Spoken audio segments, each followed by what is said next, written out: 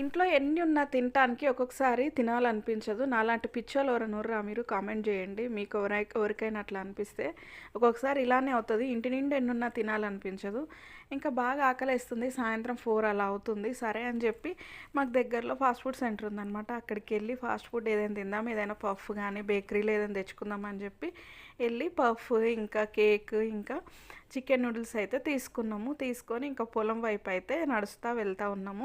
ఎక్కడో ఒక దగ్గర సెట్ అయిపోయి తిందామని చెప్పి ఫుల్ ఆకలేస్తుంది. మొత్తానికి ఒక దగ్గర సెట్ అయిపోయాము. అక్కడ మంచిగా ఎడ్లను, దూళ్ళను అవి కట్టేసి పెట్టారు. అవి మంచిగా మేము వాటికి ఫుడ్ పెడతామని చెప్పి నా దగ్గరకు వస్తూ ఉన్నాయి. ఆ క్లిప్ కూడా యాడ్ చేశాను చూడండి. ఇంకా మా అన్న కొడుకు, మా బాబు, మా అమ్మ, నేను కలిసి వెళ్ళాము. మా పాప ఇంకా మా కోడలు అయితే ఇంకా ఆడుకుంటా ఉన్నారు ఇంటి దగ్గర. మేము నలుగురమే వెళ్ళినాము.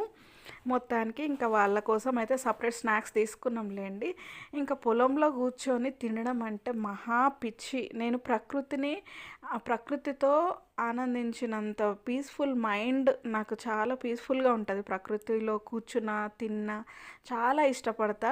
పాపం మా మమ్మీకి హెల్త్ బాగాలేకపోయినా కూడా నా కోసం పొలాలు ఎక్కడున్నాయో అక్కడికి తీసుకెళ్తుంది అనమాట. 2 డేస్ నేను పొలాల చుట్టే తిరిగిన.